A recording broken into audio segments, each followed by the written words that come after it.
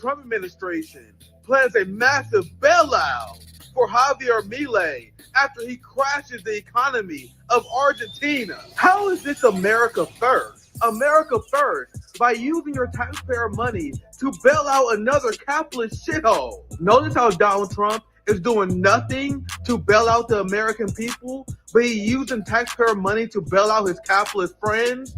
No bailout for Americans suffering from medical debt. No bailout for Americans suffering from student loans. Instead, they are bailing out Javier Milei in order to protect their ideological project. Remember when Elon Musk and a bunch of tech bros pretended that Javier Milei was an economic genius because he hated poor people and wanted to implement austerity? Meanwhile, this dipshit libertarian completely crashed the Argentinian economy in record time. Just another example of how libertarianism has never worked in practice. Isn't it interesting how the ruling class in the West sanction and overthrow socialist countries in order to convince you that socialism doesn't work? Meanwhile, they have to bail out and prop up capitalist countries in order to prove to you that capitalism works. What's poppin', my friends, my family? We are back once again. We got another banger for you today. We have another banger for you today. I had a lot of fun making that hot spot. This is how it started. Because we see another example of capitalism failing. Another example of how libertarianism has never worked in practice. Fam, I live right next to Kansas. I live like near the state line. In Kansas, they had their own libertarian experiment. And if you go drive in Kansas, let me tell you something. The difference, even between Missouri roads and roads in Kansas, is light and day. It's night and day.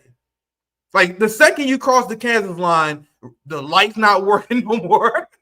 The street's banged up. There's a good chance you probably had to replace one of your cars. So we've seen the failure of the libertarian experiment many, many times before. I have my good friend Sarah with me. I'm going to introduce her here very soon. But it's the same thing they do with South Korea. North Korea continues to hit economic growth numbers. Let me see if I can find this article. I just was tweeting about this, how the North Korean economy is growing despite, here it is. I actually found it. Wow, what a miracle. North Korea's economy grows at fastest pace in 8 years. This is despite massive Western sanctions, despite the fact you had giant financial markets doing everything they can to destroy North Korea. Meanwhile, South Korea had countless bailouts by the capitalists. Their entire economic system have been propped up by capitalists so they can show a contrast. All these Korean mega corporations that fuels their economies, it's a completely fake, fabricated economy, and still their economy is still struggling. Their people still struggle. And we have another example of this with Javier Milei, where Elon Musk's pet project is failing in lifetime. We have my friend Sarah from DDG. We told you so. We told you so about Milei. We tell you every time, and every time you get got by something flashy like a chainsaw on Elon Musk. Like, I really just can't. It's like we're at rock bottom. And we're using their metrics, Sarah. Yeah. According to their metrics, yeah, they're failing. Milei's fall from grace. Now, this is how it's going. Argentina's stock market becomes the world's worst performer in the world. So not only did libertarianism fail once again, it is undisputedly the worst economic system in the world, and it is proven over and over and over again. And because they have this failed system, you now have the Trump administration that has openly come out. Scott Bessent said U.S. investments in Argentina, which they were planning to have this massive bailout of the Milei economy, but it's whether he wins their election or not. Oh, I didn't know that. Here we go. This is why we cover these kind of things in RBN, because once again, I want people to understand that every single economic system, and there's some communists who actually don't explain it like this, but I implore that they do, because people assume that communism is the only economic model where there's central planning. That's not true. Like, capitalism is, like all economic models, built on central planning. But what do they plan their societies based around? Based on never-ending profits of the capitalist class in order to prove the legitimacy of their ideology. When you look at communist societies, on the other hand, their central planning model is based on uplifting the working class. This is why it can be an imperfect science at times. But this is why China, they value 90% of millennials. Sorry, it's like 75%. 75% of millennials owning their own homes. That's something that they value. They value the fact that that people in China have food security. So when you have a central planning model based on a communist state socialist model, you can plan your society based on the well-being of other people. But capitalism, despite what many people say, is also a central planning model, but the government engages in actions to boost the profits of the capitalist class. Which is why you see corporate bailouts, which would go against the concept of free market capitalism, right? But I'm gonna show you this video, Sarah. I want you to react, because no one in the corporate media is doing any follow up, because all these people hyped up Javier Milei as an economic genius. Right. Why? Because he had this brilliant plan, Sarah, called trickle down economics. Yeah. We have never heard of that. I'm gonna show you this, and Sarah, I want you to read. Like, this is the kind of shit they were saying to hype Milei up, even as his project. Are we gonna talk about short-term austerity and like we just gotta? Is that what we're gonna do? Yeah. I'll play the video. I will get you in here, Sarah. Okay. This is a story about short-term pain for long-term gain. Argentine President Javier Milei's strong medicine for his economy seems to be working. His strong medicine? Oh, it was sick before? Okay. It has the highest inflation in the world now, I think. I think it beat Turkey like a couple months ago. You guys see how these insane capitalists think? Yeah. Like, my mind been decolonized for years now at this point. So like I'm far away from thinking like a capitalist, you know what I mean? But think about how the capitalists think. What Javier Milei is implementing, like you mentioned, Sarah, austerity on steroids, where they are punishing the working class, still having a central planning model that favored the capitalist class in order to reduce their deficit and grow their economy. And when poor people are suffering and how the working class is suffering, the capitalist class call that medicine. Yeah. Go ahead, Sarah, for free. No, they call it, yeah, exactly. Your pain for our long-term gains. That's what they really do. This video was 4 days ago. So this video is perfect because this is like this is like a day before it was revealed that the Trump administration has to bail out their failing economy. I'll just play a little bit. There's a lot we got covered today. So I'm gonna just play a little bit of this and we can move on. This is a story about short-term pain for long-term gain. Argentine President Javier Milei's strong medicine for his economy seems to be working, despite the costs. But recent elections raised doubts about whether the public is willing to stay on a difficult course. So essentially the public is like, hey man, this motherfucker destroying our country. Well, is the public willing to stay on course with their medicine? Now do you guys see why I'm fascinated listening to these people? It may be because I'm a nerd. No, it's psychotic. It is fascinating because it's like a cult. You know, I love nature documentaries. Yeah. Like, it's super interesting to watch how things in their natural habitat, like these Bloomberg retards. Well, they're not even retards, they're just demons. Like, my mindset is so different than this guy. We might as well be different species. You know what I mean?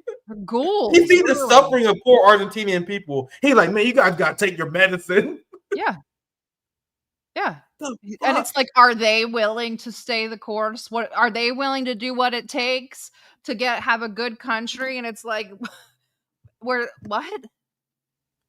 I'm gonna just play this part one more time, and then we can move on because we got a lot to cover. This is gonna be a chaotic stream, Sarah. Zoe reminded me that you were joining like 30 minutes ago. Like, man, I was like, man, I hope Sarah's ready for some chaos today. Yeah, I had a very calm stream already today with Dan. Thanks for stopping by. So yes, I'm ready for some chaos. Yeah, I always watch DDG. You guys should too. I'm a foreign policy nerd, and you guys kill it especially with the guests, the high quality of guests that you guys have on. I love it. You should come on Sunday if you want. You know, I'm always down. I'm a legitimate fan of the DDG channel. So. You're already in the chat. You might as well just hop right on. Yeah, 100%. I don't want to ruin the flow of your show. You guys be killing. You don't ruin the flow. Come on now.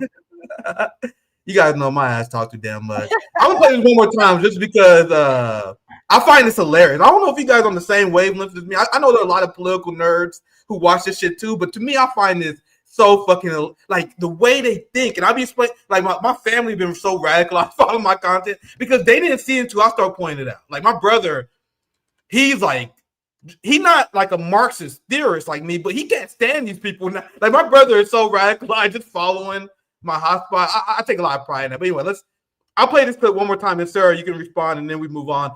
You guys see the title of my show. I didn't even get to our two main stories. They're just like a side story. We're gonna discuss, and I know you're gonna be. I'm glad that you joined me today because we're gonna cover Trump insane truth social on Ukraine. And I'm so happy. I'm just so vindicated over this. I know you guys hate when I say I told you so, but I've been telling these libertarian dipshits for years, man. So I'm sorry. I have a lot of angst after hearing Dave Smith gaslight people about how Donald Trump is anti-war. And now he's sending out tweets that might as well have been written by Victoria fucking Nuland. So we will cover that soon, Sarah. But also going to cover Kamala Harris because she came back. We're going to have a fun segment up next. Kamala Harris came back and she asked a ton of cringe, but also very revealing because it reveals the mindset of Democrats heading into the next election. So let's play this one more time, and Sarah, I want to get your final reactions. You can talk about Javier Milei or any reaction to this old fuck. Maybe I'll play a little bit of it, and then we move This is a story about short-term pain for long-term gain. Argentine President Javier Milei's strong medicine for his economy seems to be working, despite the costs. But recent elections raise doubts about whether the public is willing to stay on a difficult course. Like, once again, the same way I am interested in when I watch hyenas fuck some shit up. Like, I be watching documentaries. I'm like, man, it's very interesting, the struggles that bro, that's how I'm watching these capitalist fucking predators, these scavengers, spread their insane, I almost say globalist. I can't believe I almost said that. I was about to say their globalist agenda, but I guess it's the same thing. I always say the same thing. That it's what right-wingers call globalism and just the system of imperialism. That's what I was about to say. But Sarah, you have anything else you want to add Nope. before we move on? All right, cool. So before we get to the Trump-Russia story, I saw some hilarious shit that I have to address today. You're upset about the book? Bro, the election officially started already. Kamala Harris, one of the biggest names in the Democratic Party. She was leading the polls for the majority of the year. I don't know what the new polls say now, but when they did early 2028 polling, Kamala Harris was like the top name. So she released this book. This book tour is unofficially, because the U.S. is a political clown show. The posturing for 2028 already started. And Kamala Harris, 2028 is already peak comedy. This shit is already peak comedy, my friends. So we're going to do a short segment on this because I cannot emphasize how bad Kamala Harris is at this job. So Kamala Harris, to start off her tour, this book tour that she has someone ghostwrite, she goes to on MSNBC. She goes on Rachel Maddow, and she is talking to a lesbian newscaster. Kamala Harris talking to a lesbian newscaster just subtly explains why Pete Buttigieg couldn't be her vice president choice because he's gay. This is extremely uncomfortable. If his reaction to that, since this part of the book has come out, if you've had any reflection on that, or I guess I'd ask you to just elaborate on that a little bit. It's hard to hear With you running as, you're the first woman elected vice president. You're a Black woman and a South Asian woman elected to that high office, very nearly elected president. To say that he couldn't be on the ticket effectively because he was gay, it's hard to hear. No. That's not what I said. That he couldn't be on the ticket because he is gay. My point, as I write in the book, is that is literally what she says in the book. So you know that she didn't write a fucking thing. Okay, but what This was is a ghostwriter. Go ahead, Sarah. What was the point? What's she trying to say? That there was too much identity politics on one ticket? She essentially is like, hey, man, I didn't say I didn't choose Pete Buttigieg because he's gay. But it was definitely because he's fucking gay.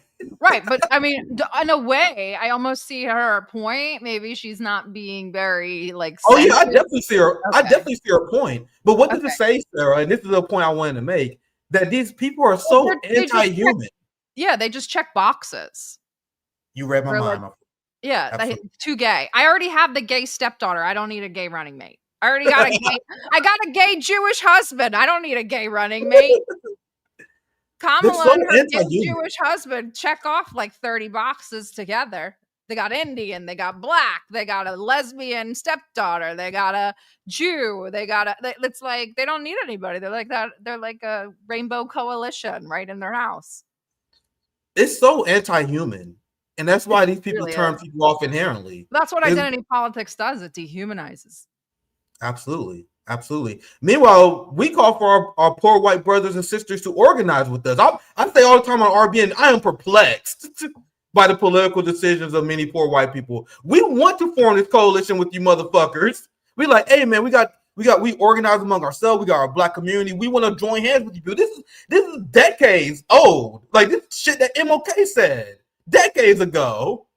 So we use it in an empowering way. You guys see how Democrats, and this is why people are repulsed by these people.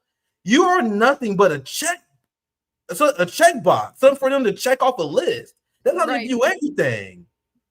That's why they don't listen to the left, because every single person on the left have Trump derangement syndrome, and they know they're gonna vote for you anyway. So what do? They're like, oh man, the only check box that matters to us is suburban white women.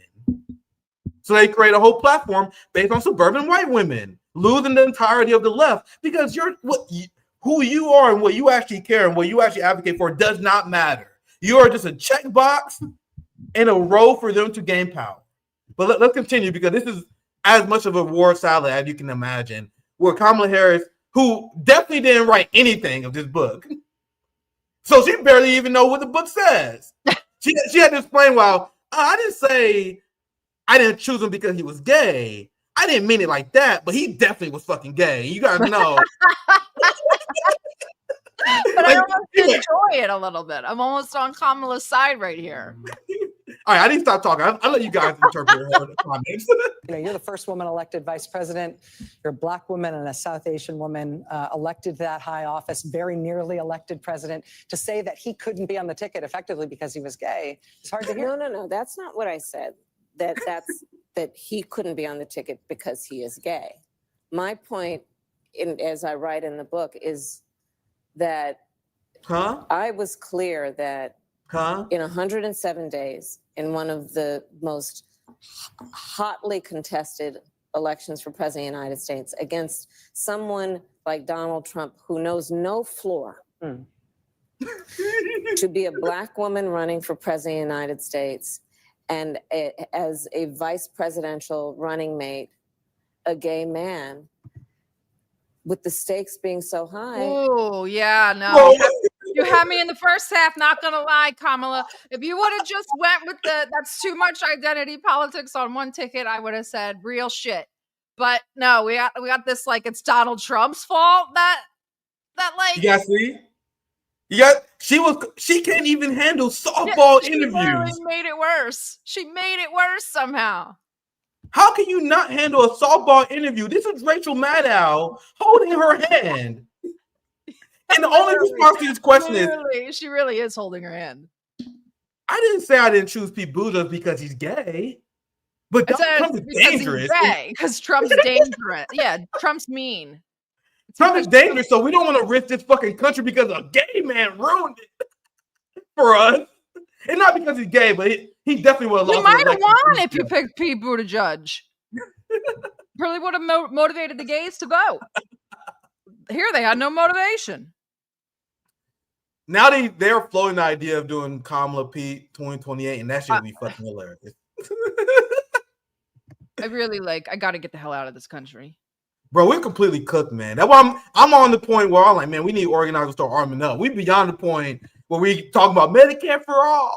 You guys think I'm not going to mention any names, but you know who you are. Somebody literally mentioned to me, I think this morning, we're going to change the system from the inside. Oh my fucking God. So you guys know I don't even really talk about Medicare for all because we are beyond that. Like, we at the point where we need to start talking about forming militias, like self-defense. You guys see what the fuck they're doing? Biden lists all anti-capitalists as domestic violent terrorists, laying the foundation for what Trump and his people are doing now, where they have these false flag shooters encase bullets because that's what leftists do. Yeah. We're famous for encasing bullets. So they're literally having this mass psyop where they're just murdering people who are expendable in order to. Writing on bullets and ammunition is a very military thing to do. That's Israel as fuck. It's Zionism as fuck. It's something that like military does when they are at war. I mean, we've seen the Israelis do it, and both the Ukrainians and the Russians do it. I mean, it's a very military thing to do. Not something that I would think that lefties would do. Not to mention, we still haven't seen the bullets from Charlie Kirk. They said that they're etched. Do you have any idea how stupid and dangerous it is to etch bullets with a laser? Like, what are we talking about here? And then they put this one in front of me with a goddamn, sorry, I don't mean to say GD, with a fine tip blue Sharpie anti-ice written on it. Who was in charge of this? We deserve better psyops. Who's running this show? Come on, man. So you guys know I've been advocating for I'm gonna see if I can find the anti-ice bullshit. This is how you know it's the most lazy psyop. Yeah, Kash Patel was like, yo, we got to put anti-ice stuff on the bullets. Tell the new guy to write anti-ice things on the bullets. And the new guy was like, I just wrote anti-ice. I didn't know any anti-ice like mottos or slogans. Come on, bro. Henry Kissinger is rolling in his grave, bro. George Bush Sr. rolling in his grave. Like the amateur. I'm offended how amateur the ruling class has become. Like they're not even trying. No, this is bad. I'm like, you really want to do this? Is your Operation Gladio 2.0? You want me to get off the couch for this nonsense? Years of lead? I don't think so. So who else did this, guys? Who else encased bullets on their assassin bullet? Luigi Mangione. Someone else I did videos where I say that story is shady as hell. That was a thing that I didn't follow very closely. I did hotspot on that. Yeah, I know you probably. That's why I'm going to ask. Were the bullets verified to be written on or anything like that? Not only that, you guys see how lazy the establishment is. They do the same strategy over and over again. So Luigi Mangione is a guy who apparently was a leftist who into gun culture to the point where he encases his bullets like everyone else does. But you want to know what else Luigi Mangione have in common with this guy? Who also they have in common with Ryan Ruth, who was also charged. They all stopped at a fast food joint. The story they tell you is that these people engaged in a high-level political assassination, but they had to stop at a fast food joint somewhere. Luigi Mangione was McDonald's, and I don't remember the exact restaurant they called this guy at, but he apparently stopped somewhere to get something to eat. You guys see how they follow the same story? Yeah, was at a Dairy Queen, which I mean, I never killed a person, admittedly, but I've committed a crime before. And you're very nervous after you don't want to eat. I'm sure you don't do it all the time. Immediately after killing Charlie Kirk. Like you go to Dairy Queen of all places, and you go inside. So why do they do that, guys? They want to sell the story to you as much as possible. So what does the elite think the average American find relatable? Going to eat at a Whataburger, going to eat at a McDonald's, going to eat at a Dairy Queen. So in order to convince you that this is not some sort of government psyop or professional hit job, they have to remind you that the shooter is just like you. Oh, good point. Good point. You guys, regular. And you know what's also curious, and I think Luigi is the same. The roof guy from what's his name? The roof guy from Trump or whatever. And as well as Tyler Robinson, they're all incredibly good students. Like heads of their class type. Like hugely successful academically. Damn, I didn't have this saved because I didn't know we was gonna talk about this, but I saw like every single shooter. They all stopped at a fucking fast food. I'm desperate to try to find where I found this, but I might have to share it to you guys later. But every single story is the exact same. So the point I was making, we can circle back to our main story because we kind of on. But the whole point is I'm a 100% advocate of people on the left starting to look at completely different alternatives from electoral politics, standard organized. I'm all about direct action. How do we protect ourselves, especially with this incoming fascist crackdown? And when you look at left movements, there's not much gun training. Like, even though we support an armed proletariat, and I support that on principle, I explained many times before, I don't like guns. I never did. I'm a martial artist. I don't like the fact that guns even the playing field. I'm a peace lover, so I don't like people dying. So you got leftists generally don't like guns. I never will pretend that I do. I don't like guns for real. But I know theory. I understand that we can't allow the ruling class to have a monopoly on weapons.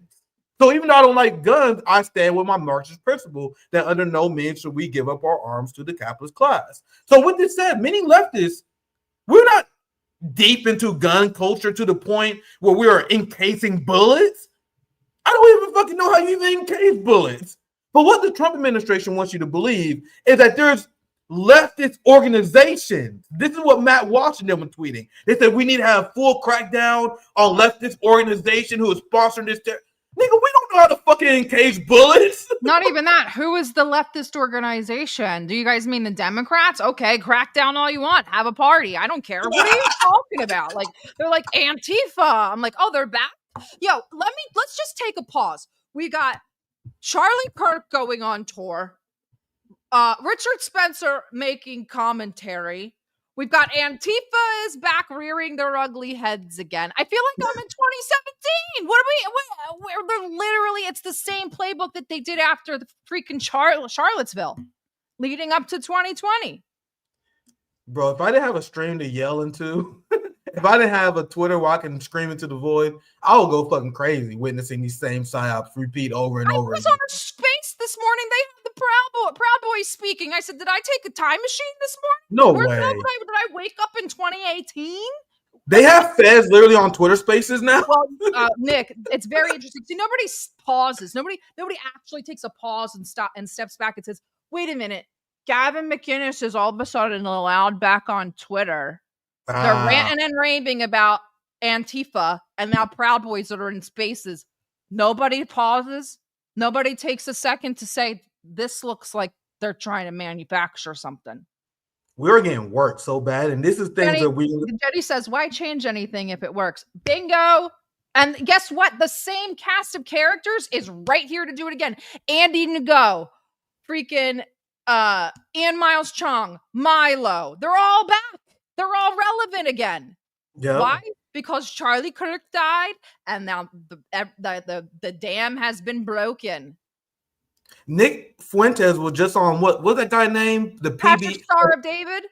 Yeah, Patrick David. Like, whenever I hear this guy, I'm like, man, I can't believe he's a fucking thing. But he's a big corporate media guy. Like, he's a gigantic. He was a Ponzi scheme or a pyramid scheme, some sort of multi-level marketing scheme. He got rich off of it. That's like his shtick. He's a total greaseball Armenian. Like, he's like a quintessential, stereotypical Armenian diasporoid. Greasy, just scammy, like nasty type of human being. And the audacity that these people have to have that ridiculous app and then charge people $5,000 for 15 minutes to talk to your stupid ass. You've got to be kidding me. Like, if it's retarded people that want to do that, that's one thing, but it's clear money laundering.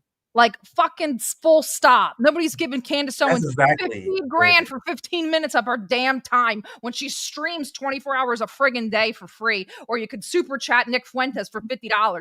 Why would you pay $5,000 for 15 minutes? This is called money laundering. This is why I love doing show with Sarah, because that was a powerful ass rant.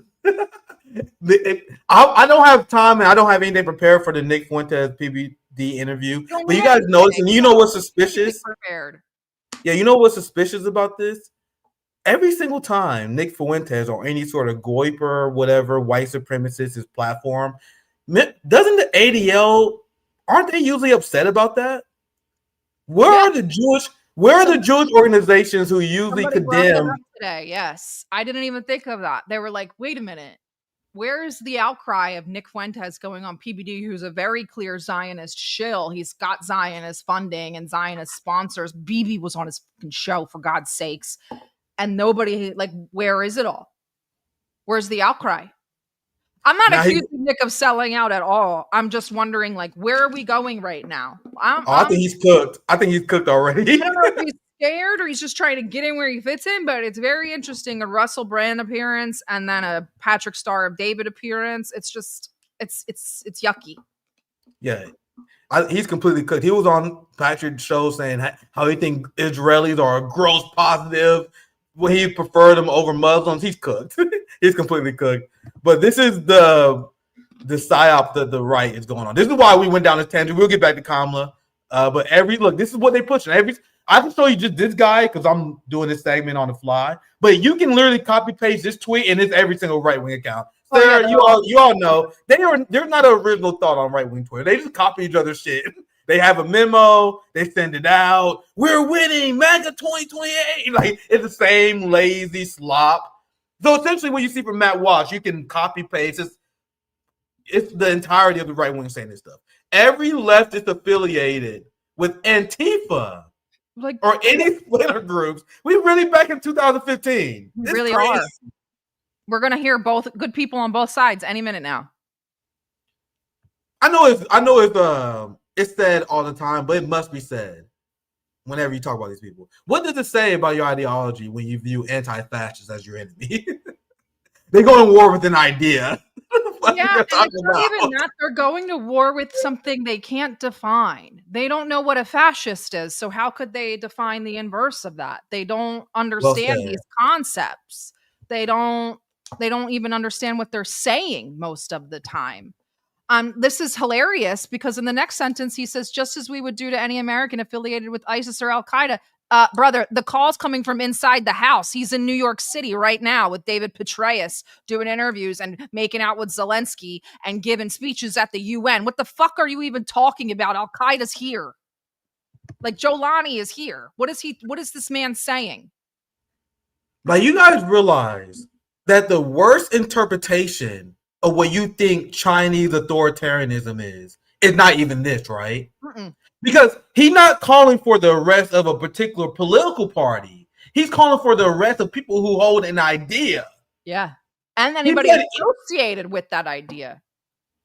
Like, what they accuse, like, if you take what they accuse their enemies of at face value, it's not even this bad. And they are openly saying this. This is how crazy our society has come. And this is someone who has a giant platform, a lot of influence and sway, and one of the biggest political parties in our country, calling for the arrest of people who think differently than him. Mm-hmm. And meanwhile, as this fascism is rising openly in the West, we have the left led by smiling dipshits like Zohran Mamdani, who says he's going to keep the NYPD budget the exact same.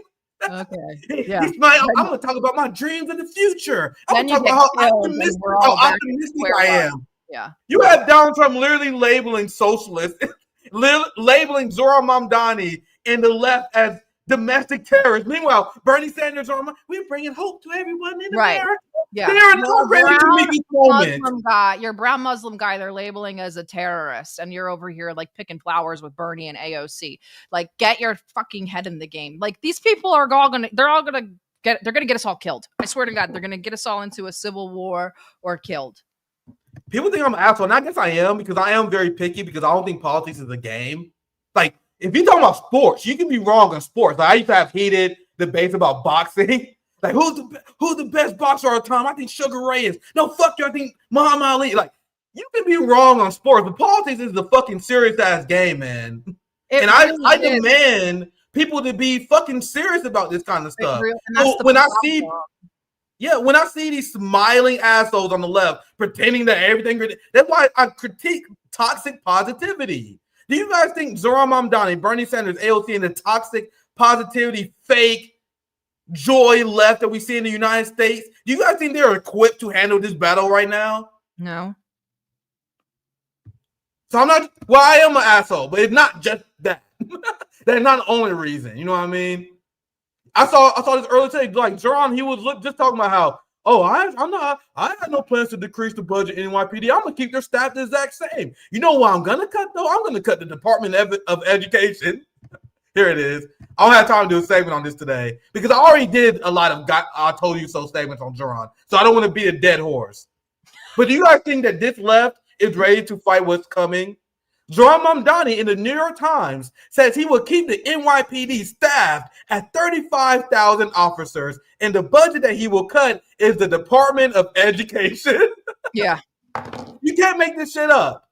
And what the first thing I said about the rise of Zohran Mamdani, where you can see whether he is a sellout or not, is how he treated the NYPD, and he's immediately folded on that. So do you guys think that this is the left that you guys need to cultivate to survive the unapologetic wave of psyops that is hitting the United States and the West right now? It is absolutely not. But anyway, let me get back to because I want to get speaking of ineffective leftists. I guess that's my best way I can pivot back. Yeah, where is this militant left that the right is so afraid of? Where are they? Haas? Is that you and Haas? You're like, who is this militant left? Mamdani? Like, he's the most left person in politics right now, unfortunately. Sarah, to highlight how deeply confused the average American is. She's pretty militant left. They don't even know who she is, thankfully. To highlight how deeply confused propagandized the average American is, Sarah, on one hand, leftists are soy boys, they call them. Soy boys, fucking weak beta males. Right, but they're terrified of Antifa. It's the same thing to do with Russia. We're going to get to that very soon. It's the same as Russia and China. It's the same exact thing. Russia is the paper tiger, says Donald Trump. But if we don't stop Russia, they're going to take over the entirety of Europe. Right. The same thing they say about the left. They say people on the left, they're beta male soy boys who are weak and they represent a weak version of masculinity. And then at the same time, at the same breath, they say, oh my God, we got to do something about these dangerous leftist men who's going to shoot up our school. Like, what the fuck? Not even trying to be intellectually principled, right? Well, that's actually a tenet of fascism. If people would actually like learn about the terms that they use. One of the main tenets is that you keep the enemy in an irrational state. The enemy is at the same time excessively weak and excessively strong. It's just a dialectic that they kind of employ. Base Sarah. So I'm gonna speed up because we having fun. You guys know I can riff for Sarah all day. So let me move on to get to some more stories. Speaking of how they confuse people, I wish I can like pass a law that bans Americans from using the word communism or communist, because there's so much cringe going on with this start of the Kamala Harris 2028 campaign and her attempt to do PR for herself. She is so embarrassing and she's harming the party so much that you have party insiders leaking out against her. Well, she is pretty horrible. She's a horrible human and just a horrible politician. Like, usually horrible humans make decent politicians. She's a bad politician. She's not even good enough to be called a sociopath or a psychopath. She's just a moronic. It's very sad. Like, when you see that clip where Kamala Harris admits that she's a bigot who refused to pick a gay person to, like, that's someone, if you're a good politician, you will never put yourself in these kind of positions. You know what I mean? Like, she's a bad, like, painfully bad politician. Like, you can tell that she was meant to be a prosecutor. Like, she can't lie correctly. It's terrible. Yeah, you can tell she's meant to be a prosecutor. Like, she made her rise to fame when she was grilling Brett Kavanaugh. That's when she became a political celebrity. I got a long memory. I got a long ass memory. A lot of people don't remember. That's when she hit the national spotlight. They used the Brett Kavanaugh trial, and then she was on the stage. I don't know if you guys remember this, but she was grilling the fuck out of Brett Kavanaugh. And she had all these amazing clips that liberals love because she is a prosecutor. So when she's grilling someone like Brett Kavanaugh, Like whenever she's on the prosecutor offensive, she looks good. Like I'm not talking about like what I'm looking for, but I know what the American people are looking for. Like she sounds sharp. She was grilling Brett Kavanaugh on every point. Like she sounded like a competent female black prosecutor. You know, liberals love fucking black prosecutors. Mm-hmm. But being a good prosecutor, being able to grill someone like Brett Kavanaugh does not translate towards being a good politician. And you can tell that she was never able to make this leap, even though she was handpicked by the establishment because she has the looks, she has the resume that liberals love. Like she was supposed to be the next Barack Obama, but she is so incompetent. She simply failed. And this is just another example because this clip that we posted on Hotspot went fucking crazy, bro. Like 15, Jesus Christ. Bro, the entirety of the left came together and dragged Kamala Harris after this clip that we posted on Hotspot. And I'm glad we did because if we didn't post this, Kamala Harris would have got away with this line. The same way that Zohran Mamdani would have gotten away with throwing the Palestinian resistance under the bus if I didn't clip him. I had a viral clip that spread everywhere. And the same with the Democrats, you need media people on the left to call these people out on this bullshit, or people will never see this. But let's get to it because this is the anti-intellectualism that the Democratic Party fully embraced because their messaging going to the midterm, Sarah, is to paint Donald Trump as a communist dictator, a tyrant. We used to compare the strength of our democracy to communist dictators. That's what we're dealing with right now, Donald Trump. These titans of industry are not speaking up. Wait, what? Bro, what? What industry? Bro, what titans? What's she who does she want to speak up? Who's she talking about? These titans of, and she's like platitude princess. Like, what does this even mean? It's actually worse than that, Sarah. So do you guys know how far gone you have to be a neoliberal capitalist? Where they legitimately believe that the guardrails of their society will be protected by the goodwill of the capitalist class. Yeah, they're waiting for their trickle down. That's what an anti-communist liberal like Kamala Harris truly believes. They don't believe in a people power economy where we own the means of production. She believed that the capitalist class owning the means of production is the best thing possible. And they need to speak up. Yeah, that she means the tech bros. Exactly that, Casey. I think that, she's from California. That's her, that's her. Yeah, let's play it again. That's what she means. Yeah. She expects the tech bros the tech bros don't have a party. Their party is power. What is she talking about? Can you understand? Can you imagine being that fucking far gone that you believe that the titans of fucking industry, the capitalist class gives a fuck about? Been since even if she just started watching in January, you'd be able to see who's pulling the strings. They are speaking up, Kamala. They're doing whatever the fuck they want. The titans of industry. Like, what are we talking about? This is like we're back in like the Monopoly Buster era. Like, let's play it again. A tyrant. Dictator. We used to compare the strength of our democracy to communist dictators. That's what we're dealing with right now, Donald Trump. And these titans of industry are not speaking up. And this is what who's the titan of industry that's supposed to speak up for this corruption? She thinks Bill Gates.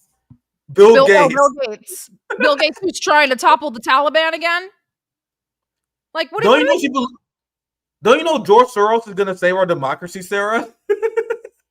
I don't understand, like, what she thinks is going on. Like, who does she think is in control? Like, was she not around for those 4 years? Because they were controlling her administration, too, just not this large of a degree. Do you guys see how much her AIPAC handler husband completely broke her brain? Yeah. she think people like the AIPAC donors are going to save the United States. Yeah. Look, this is a common thing. Like, you guys think Kamala Harris has a unique thought? This is what most prominent Democrats say. They believe that the China industry should be the guardrail. This is the quote that Kamala say. This is insane. So we understand. We know that fascism is a tool that the capitalist class uses when the working class, in a democratic way, rises up and challenges their authority. So they had to rely on fascism, which is the merging of the corporation and state. Many people will say that, but why is the state and corporation merging? They're merging in order to engage in class war. Fascism is state-mandated class war. We all understand that because capitalists will quickly side with the fascist system because they know the fascist system will protect their profits against a rising left. Literally saying that right there. I mean, let's pretend in a perfect world Kamala knows what she's saying. She's probably just calling Donald Trump a communist because calling him a fascist would, I mean, she would do the same exact thing in his shoes. So. Also because you have to understand, these people are always engaged in class war. And at no point are they relenting. So she's not even attacking Donald Trump. Go find the people that you know have money on Twitter. Go find the big streamers. What are they doing? Creating larger working class divide, creating more left to right, creating more anti-woke, whatever. None of it is about where we were before, where we were focusing on Zionist power in this country or the infiltration of our government or the fact that pedophiles kind of just run rampant. Well, now we have millionaire streamers telling us to worry about the black, brown people and Antifa, when before we were actually worried about like things that were real and happening. It's just, it's incredible. And that's what they're doing right now. And that's why your show is so great, because you keep hammering those topics home. That's exactly what's happening. The moneyed class is getting scared. They're getting scared. Yeah, so they wage class warfare at all time, because when Kamala calls Donald Trump a communist dictator, that is not her attacking Trump. That is her attacking the left. You guys understand? At all times, Democrats and capitalists are attacking the left. Why do you guys think both parties constantly call each other communists? Yep. That's the point. And to show just how crazy Kamala Harris is, and the people around us, I have a memory that lasts longer than one fucking election cycle, unlike most Americans. Yeah, because really Donald Trump just went to the UN and he attacked the UN, and liberals and Democrats like, oh my God, this is unprecedented. Bro, Biden and Kamala Harris called UNRWA a terrorist organization in order to justify starving Palestinians to death. And Democrats are upset because of what Trump said about the UN. And now Democrats are calling Donald Trump, and I don't disagree with them, but they are pretending that he's uniquely fascist, uniquely against free speech. But who set the precedent for what Donald Trump is doing right now? I know the text on here is very small as it transitioned in a stream here, but during the Biden administration, and I covered this, I did hotspots on this. You guys know that the Biden administration and Kamala Harris, they labeled anyone who is an anti-capitalist as a violent domestic extremist. That happened under the Biden administration. I'm reading in the middle, the second paragraph down. I know you guys can't see it. It's actually hard for me to see it as well when I tweet it, but here it is.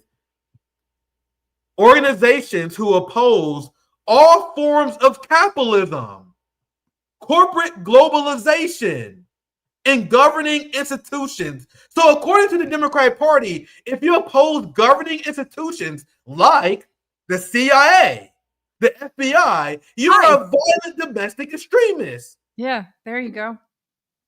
They say if you oppose corporate globalization, if you want to read it, I tweeted this today. If you want to read it, I know you guys can't see it. You gotta take my word for it right now. I posted the whole thing. But they say if you oppose corporate globalization, you're a domestic terrorist? So I never buy the lesser two evils game, but there are people who are losing their fucking mind right now, saying, oh man, if only we vote for Kamala Harris. They laid the foundation for everything that Donald Trump is doing. Why do you guys think Kamala Harris is attached to the titans of industry? This is going back to fascism. This is Biden implementing fascism. And I can't stand these motherfuckers. What do you call people who organize within a fascist structure? What do you call someone who organizes within a fascist party? If you guys don't understand why despise Zohran Mamdani and the Bernie Sanders code. A person who organizes within a fascist party is a fascist. If you're not getting it, this is what Joseph Stalin said. Social democracy is objectively the moderate wing of fascism. Nick, how can you say that?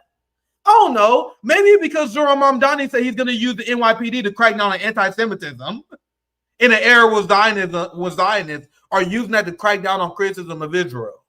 You voted for Kamala Harris, Zohran did, and I'm on you. I have nothing against Zohran. I'm only using him because he's the hot topic of the day. But Zohran Mamdani voted for Kamala Harris. Zohran Mamdani voted for someone who was willing to label his own ideology. Zohran Mamdani is a self-reported socialist. I say self-reported for a reason. He claims he is. So you claim you're a socialist, but you voted for a party? You voted for a person who's willing to put anti-capitalists on a domestic terrorist list? Meanwhile, if you look at TYT, if you look at the Vanguard, if you look at the Democratic media plantation, the Bernie media industrial complex, they are asking none of these goddamn questions. They told you to vote blue, and they're going to tell you to vote blue in the midterms too. But I need to stop getting weaves here. This is more than just a Kamala roast. Like, in her book, she explained casually that maybe the racism in my party cost us the election, because she reflected on why she didn't have a Palestinian speak at the DNC. You had Palestinians that was willing to endorse Kamala Harris, despite the fact that she was slaughtering their family. The biggest cucks in the universe was the Palestine for Kamala people. They was pathetic. They was embarrassing. But the Democrats still didn't let them speak at the DNC. And Kamala, she says that she didn't do that because she was worried about an eruption of violence. Like, she said she was worried that there would be massive protests and an eruption of violence like during the Vietnam War if they allowed Palestinians to speak at the DNC. Oh. So Wow. Zohran voted for this, guys. So when you guys say you're anti-racist, do you mean it? If you vote for the Democratic Party, how can you say you're anti-racist? Because this is one of the most racist shit I've ever seen. You wouldn't even allow Palestinians to speak for you at the DNC. Then she admitted, like, man, we kind of fucked up there. And she also released all these statements where she is bravely coming out and admitting, Sarah, that me, Kamala Harris, I am a politician. I show amazing courage and bravery, but only in private. My public position is I'm a coward. According to Kamala Harris, she was raising concerns about Biden and her support for genocide behind the scenes. Look, in her book, she was concerned with Biden's move supporting Israel. She said, I still supported security for Israel. I believe that Israel had the right to respond to her on October 7th, but she was upset because Biden didn't have the proper empathy. And she admits that this issue cost her the election, which it did, 100%. She writes in her post-election surveys, found Biden voters in 2020 who declined to back her cited ending Israel's violence in Gaza as their leading reason. So that what Kamala Harris openly admitted, and she said she was warning these people. So her position is that she's very brave in private, but a coward in public. Huh. Here's the last thing I'm just quickly going through the story so we can get to Ukraine, Sarah. This is the last thing. Supposed to be the opposite, by the way. Like, aren't you supposed to be brave in public and then you can be vulnerable and a coward in private? You would think, but American politics is the exact opposite, where we are supposed to praise someone for saying, I know I didn't stand on business publicly, but deep down inside, I was very concerned. Yeah, I was thinking about it though. Democrats do that shit all the time. Thinking it though. It's like that. He told me to shut the fuck up, and I shut the fuck up. But when he walk away, I be talking again. It's like exactly that. So ridiculous. Yeah. I need to speed up because we gotta get to all right. I just got a few more receipts to share, but feel free to chime in. You feel free to chime in anytime, Sarah. Here's where Harris. I'll just quickly read this. Harris acknowledges that she was frustrated with left-wing Gaza protesters And this is how you know that she is like obsessed with liberal blue check Twitter, because she's saying the same thing that the average blue check shit lib says. She says, why are they protesting me? You know, the person currently in power. Why weren't they protesting at Trump rallies? I wonder. That's what Kamala says. Just showing how deeply out of touch. And I said at the beginning of this segment, that's why I'm sorry I'm going a little bit long on this. Kamala 2028 is already shaping up to be peak comedy. You guys see? My God. We're only one book tour in. We're only one interview in, and she's already giving us gold. She's going to lose them the midterms, and they're pretty much they were pretty much a shoe-in. She's going to lose them the midterms. Why do you guys think the Democrat Party is begging? They're like, Kamala, stop! What are you doing? Like, Kamala was winning the Democratic Party primary polls, the early polls, because Democratic normies are horrible. So they're like, man, I still like Kamala. Now she's just taking her entire political career. Even Democrat insiders like, man, this shit is embarrassing. What are you doing? You're not supposed to say this kind of shit. You know what I mean? But I want to wrap it. I want to share one more thing, though. I'll share this. Ahead.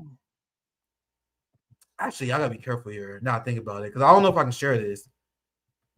This Jimmy Kimmel. I think Jimmy Kimmel pulls everyone in place. Actually, in hindsight, I might skip this.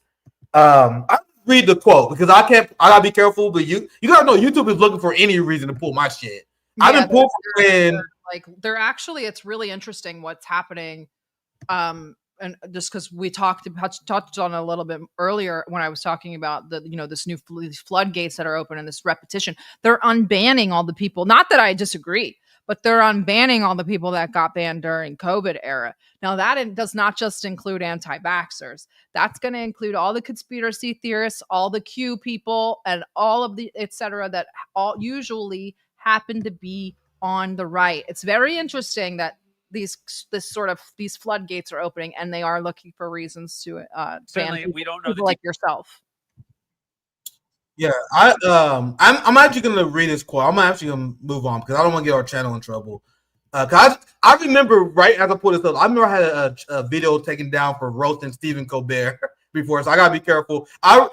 Jake Tapper, a guy who called for and supported the censorship of pro-Palestinian journalists, by the way, and activists. He supported the college crackdowns on Palestinian protesters. Said that Jimmy Kimmel being pulled from air was the most direct infringement of free speech by our government in my lifetime. And I really wish I can play this fucking. They really live in like an alternative universe. They really, really do. These people. They're crazy people, Sarah. Like, do you guys see how their memory lasts exactly one election cycle? That's the entirety. That's the length of their memory, because I covered this before, how our friend Sam Husseini, friend of the show, friend of RBN, he was arrested. And this is one example. He was arrested for asking tough questions about Gaza by the Biden administration. And now Democrats are pretending that Donald Trump is uniquely attacking free speech. You guys see how the duopoly mind is worthless? Anyway, I'm going to hard move on because we are 1 hour in and I didn't even touch Russia yet. So I appreciate your time, sir. It's always great having you. I don't want to keep it too long. You're giving me an excuse to not go to the gym. It's totally fine. Any excuse you can find, right? I know you had a banger string earlier that you guys should all check out. So I don't want to keep you too long, but we definitely got covered the Trump Ukraine thing. Because I explained many times before, I don't want to beat a dead horse for you guys, but I explained that Donald Trump, his job was to sell the Ukraine war to the resistant MAGA base. And there was a lot of big brain thinkers out there who supported Donald Trump, who would ask themselves questions like this, Sarah, and they would never come to the conclusion. They were like, man, Donald Trump is anti-establishment. They would never allow him to win. And then he wins, and they're like, man, I can't believe they allowed him to win. Are you going to ask yourself why they allowed your boy to win when you were so sure earlier that they wouldn't? Now, it's obvious now that the reason they allowed Donald Trump to win is because they need the right to complete the ratchet effect. We know what the ratchet effect is when the Republicans shift super hard to the right, Democrats keep it there. Democrats shift it hard to the right even more. Republicans keep it there, and it goes on and on and on again. We just covered how Kamala Harris and Biden played a big part in labeling the left as domestic extremists. So Trump is here to take that on and continue that. The same way with war. The same way with war. The foreign policy, it doesn't change between these puppets in a suit. So it was clear to me that Donald Trump was allowed to win because his job was to sell the war of Ukraine to the MAGA base who was critical of it under Joe Biden. But Sarah, there you go. He's on now. What are they doing? They're erasing the criticism of Israel. Done. You need to clip that, Nick. That was a fire rant. That was great. Sarah, I know you remember me saying. I know I definitely said that on DDG at least once. I've been explaining this for like 2 years. I took a lot of chances with that. I had a lot of conversations with friends. I remember I had Jimmy Dore on. I had a conversation with Jimmy. I was like, man, Jimmy, I think you got to really consider the fact that he's going to consider the damn Ukraine war. I've been saying this for years. I was on Glenn Greenwald's show on System Update. You guys remember. I remember all this shit. I got a crazy good memory. I was on System Update 2 years ago while I explained to Glenn Greenwald. I was like, man, it don't matter if Trump wins. He got to continue the Ukraine war as well. And then Glenn's audience was like, hey, I don't know about that, man. Like, people have been questioning me about this for years, but it was obvious what this was about. You don't have to sell the war with China to the right. That's already locked in. They already hate China. They hate China. They hate Iran. They hate China. Most of them are cool with Israel. They did have to sell them the war with Russia. And look at it. This is where we're at right now. And this is what MAGA wants, especially right now. They want a very strong man leader, very blustery, very big talk, very bullish. This is playing right into all of it. I'm gonna see if I can finally make this bigger. Actually, let me see if I can share it this way instead. So Sarah, you want to help me break this tweet down? Because I read this, I'm like, bro, what? I was like, we're gonna take our time and dismantle this shit. Because I don't know who wrote this. It's clearly not Trump. Like, you can tell when Trump write his tweets or there's not enough capitalizations. The punctuation's too good. Like, it's not Trump. There's clear Trumpisms. You know what I mean? You can tell. This was written by Marco Rubio. Victoria Nuland. This is Rubio. That should have been red flag number one. I remember at the time, like, man, I don't know what the long game is. Could be, but I knew that Trump was going to be on some pro-NATO shit the second that he picked fucking Marco Rubio. I could see Kellogg writing it as well. Yeah, I could see Kellogg writing it. Yeah. Rubio's kind of busy. He's with his friend with his Guyanese friend. Yeah, they're ready to go. They're ready to do war on Venezuela. So. Yeah, they were just bragging about committing war crimes to the UN. Man, our government full of gangsters. But let's get into it. And Sarah, feel free to interrupt anytime because go. There's a lot we had to break down here. After getting to know and fully understand the Ukraine military and economic situation, and after seeing the economic trouble it is causing Russia. So this is how you know Victoria Nuland. Well, I should say Victoria. I'm sorry, that's a Biden person. I probably shouldn't say her. I'm used to roasting her. And this is how you know Marco Rubio wrote this kind of shit, because this is the same talking point you hear from NATO supporters all the time. That, hey man, now is the time for us to pounce on Russia because their economy is weak. Ignoring the fact that Russian GDP growth is literally higher than US GDP growth. Using the metrics that you guys like. I don't even like GDP growth. I don't like stock markets. I don't like none of that shit as a metric for the economy. You know what I mean? Yeah, we want PPP. Yeah, based on PPP, GDP growth, all that stuff, Russia is outperforming. You can say BRICS as a whole is outperforming the EU and NATO countries. They are. Yeah, BRICS is outperforming the G7 by far. But we will get back to that talking point here soon. But you got to see they have to sell the idea that Russia is losing. Right. Why do they have to sell the idea that Russia is weak? Because we got to get in the game. We got to be ready to get in the game. Yeah, but it's also because the ruling class, as I explained many times before, they can't sell a war that they are losing. Right. They got to keep hope alive. We can win this. Let's just stay in it. Exactly, Sarah. You can't go to your population like, hey, man, we getting our shit kicked in over there. But we can buckle up. The second that you admit to your populace that you're losing, you'll get anti-war movements. The same thing would happen with Vietnam. Yeah, a lot of and- people like to think that People America. don't want to acknowledge this, but you can read most, even political figures from that time will say that the protests had a lot to do with ending that wars. The protests and obviously the dead bodies coming home. Yeah, and a lot of people like to rewrite history and pretend that Americans are just humanitarians. No. Many Americans didn't give a fuck about the Vietnam War until they saw dead soldiers. So that's and the ruling class learned their lesson. They can't show them losing. It doesn't matter if facts is not on their side at all. They will always present themselves as a winning position to sell the war. But it got so serious that Bush had to instate a policy that journalists were not allowed to take photos of the dead bodies of the caskets. Right. Great callback. So I'm gonna continue here. And once again, Sarah, I'm having a great time. Feel free to interrupt anytime. I think Ukraine, with the support of the European Union, is in a position to fight and win. Mm-hmm.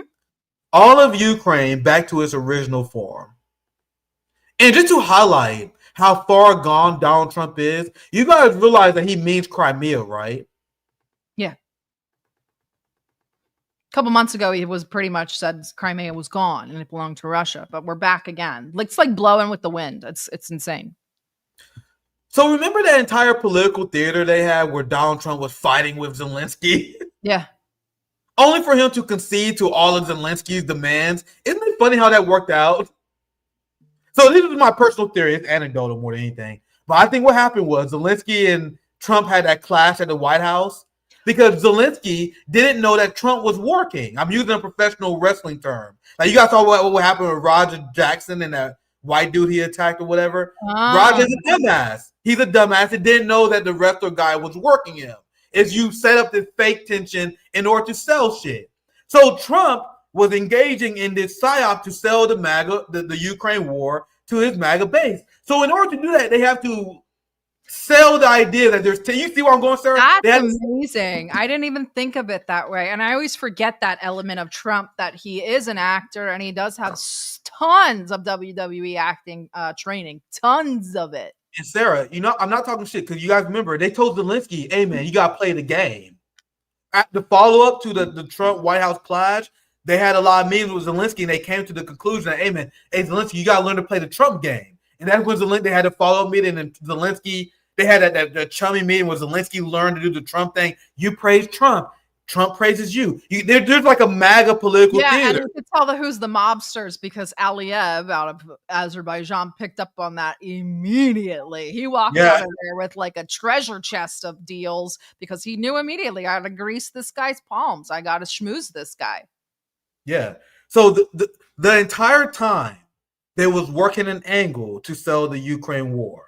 And I mentioned that Donald Trump put up these bullshit peace proposals they knew it would fail, put up these expectations that they know Russia wouldn't meet so they can say that Russia's unreasonable. The problem that Zelensky made in the beginning was that he didn't know the Trump dance. He's used to Biden's dance. Biden, it was like, oh, we stand for human rights. We love Zelensky. Zelensky's doing an amazing idea. So when Zelensky didn't get that treatment from Trump, he was confused that he didn't go along with the Trump dance. That's why they had their clash. Then Trump and his team was like, hey, man, hey, bro, we got you. I tell you this, my theory is they was like, hey, man, we're going to seem like we push you around, but we're playing the game, bro. You got to play along with us. You got to dress up in a suit. You got to play the game. If you play the game, we will take care of you. So that's why Donald Trump is making this quote unquote pivot. This was always planned. High-stake foreign policy decisions by the empire are not made on whims, guys. They got to prime their populace for these kind of things. So people are shocked by this twist and turn that Trump just made. I'm not at all. Because it was always part of the script. I'm glad that you guys see. I don't know if I'm explaining it well, but I'm glad you guys see what I'm saying here. Yeah, you could even see the churn coming when he finally got the contracts in line for the private. Yeah. He was like, we're not paying any more money for this. They're paying us now. So they kind of just had to get that stuff in line. I actually wrote an article about it called The Privatization of Ukraine. And then another article called From Gaza to Donbass, which is how these two wars actually just have become one. And they have. So they're consolidating the wars to consolidate power. But yeah, go ahead. Let's keep going. Yeah, let's continue. I need to shut the fuck up. Let's continue. He said we're gonna fight and win. Get Ukraine back. That's where I left off. With time. Go ahead. Sorry, Sarah. No, go ahead. Yeah, I was just telling you where you were. Oh, yeah, cool. I completely forgot. With time, patience, and the financial support of Europe, and in particular NATO, the original borders from where this war started is very much an option. So you guys realize that that's a crazier position that Biden took, right? The position of the Biden administration was that we need to arm Ukraine so they will be in a strong position to negotiate. That was a position that the Biden administration laid out many times before. You guys see why it's important to listen to what your enemies are saying? Why we do propaganda reports and why we listen to these people? Why we read the New York fucking Times. Read the New York Times. Most people don't even know Biden's position on this stuff, so they don't know this kind of stuff. Read Trump's True Social. I'm not kidding. I have alerts on. He's the only person I follow on True Social. So if you follow what our government actually did, you will realize this is a position that's actually crazier than Biden. Because Biden didn't even declare that it will be full victory for Ukraine. At no point. So Trump is going to Biden's right on Ukraine now. Can you imagine being taken seriously ever again if you're someone like Dave Smith or Ian Carroll and told your people that this person is the peace candidate and he's more hawkish than fucking Joe Biden was on this issue? And I can't even believe that's even fucking possible. So you guys realize that the position of Joe Biden was he was allowing flexibility of European countries to buy Russian oil, buy Russian gas.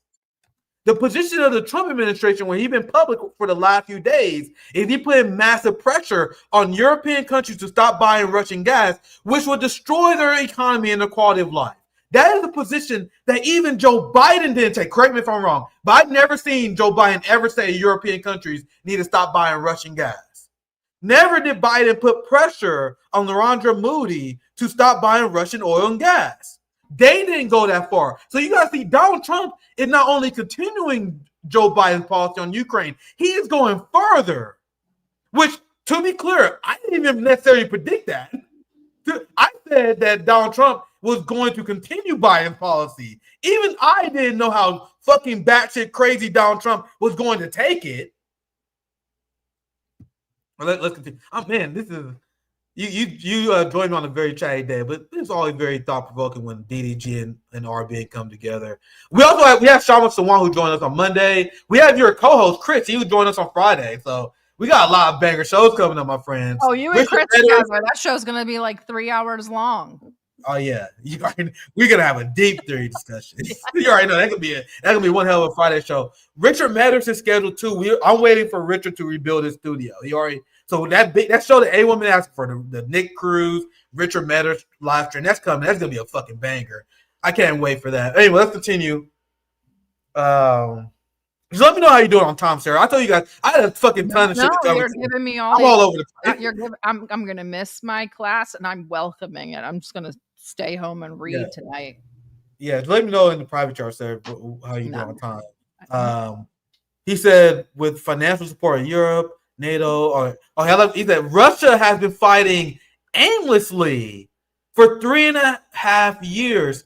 This is pure cope. I can't even go one line without fact checking. You guys realize that Russia added territory to their map, right? They liberated eastern Ukraine in these regions who asked to be liberated by the Russian people. That's why Ukraine lost land, that land that they're trying to get back. So how can you say Russia was fighting aimlessly?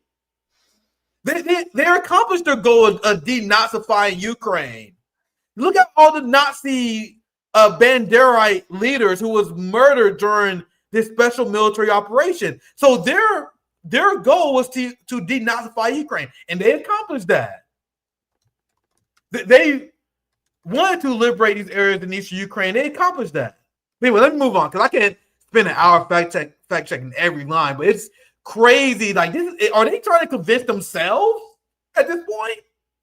It's cold. Anyway, Russia has been fighting aimlessly for 3.5 years, a war that should have taken a real military power less than a week to win. This is a line that they use all the time, the self-imposed deadline. It's that Putin said he's going to take over Kyiv in 1 week. And the fact that he didn't do that is evidence that they lost. once again, you can only interpret it as cope.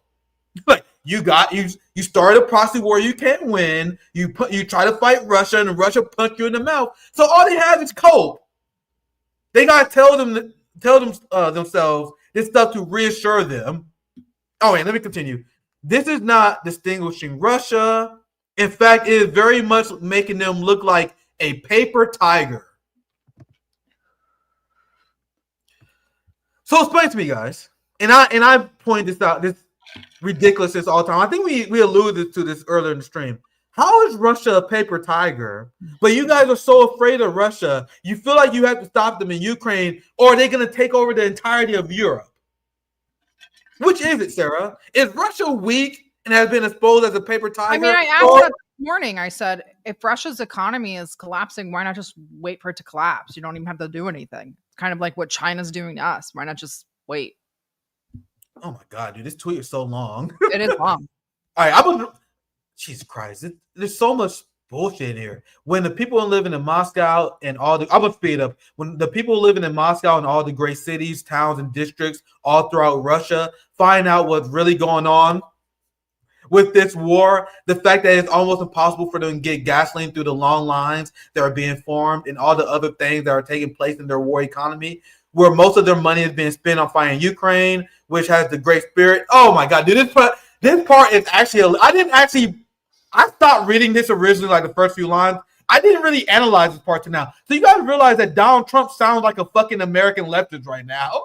He sounds like me, but speaking on behalf of the Russian people, because I explain all the time, when are we going to get tired of our military-industrial complex hollowing out our communities? This is essentially the same argument they are making for Russia, except Russia has paid maternity leave, except Russia has health care. So I think it's going to ring a little hollow, right, Sarah? Even so, what do you mean when they find out what's really going on? They're living in it.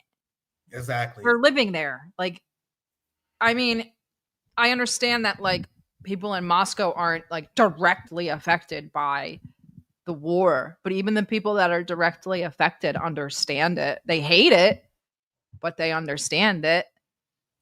They understand it more than people in the West do. That's why they support Putin. And Right. Russia... That's not a myth, everybody. Like, he would win if they had elections tomorrow. He would win again resoundingly. Like, that's not a myth. They fully support Putin. I mean, and a lot of them think he's too soft. So, I mean, that should be the indication that you need about this war. I mean, a year ago, multiple people, when I was in Russia, it's been a year, I need to go back. But I'm going with you guys to DDG next time. Next time okay. you go to Russia. Then we'll do that. But when I was back in Russia, they even said, even if Putin stopped the war right now from Moscow, the people in Ukraine would keep going. They're not ready to stop. Now, that was a year ago. I don't know if they've changed, but I've heard from today. I mean, Chris talked about it on our stream. There's a ton of soldiers ready to go. 1 million, I think. Yeah. So essentially he says, I will continue this. I'll skip ahead a little bit because a lot of it's just bullshit. He essentially talked about Russia is in economic trouble. We already dismantled that. I'll skip to the end here. We will continue to supply weapons to NATO for NATO to do what they want to them. Good luck to us, to all. So essentially the same status quo, but him selling it to his supporters. So Russia saw that True Social. They're like, nigga, we don't give a fuck. They don't. They're like, bro, we don't give a fuck. What are you talking about? They really don't. Like, bro, you're pussy. We don't give a fuck. You saw Lavrov's response to the meeting with Rubio was to not even look at the camera and to just give a thumbs up. Like, he just... Oh, yeah, I saw that. I should have saved that. Let me see if I can find that. But yeah, they essentially don't give a fuck. Yeah, they really don't care. They really don't care. But that was the clue at the end. Not the clue, but that was the point of the whole post.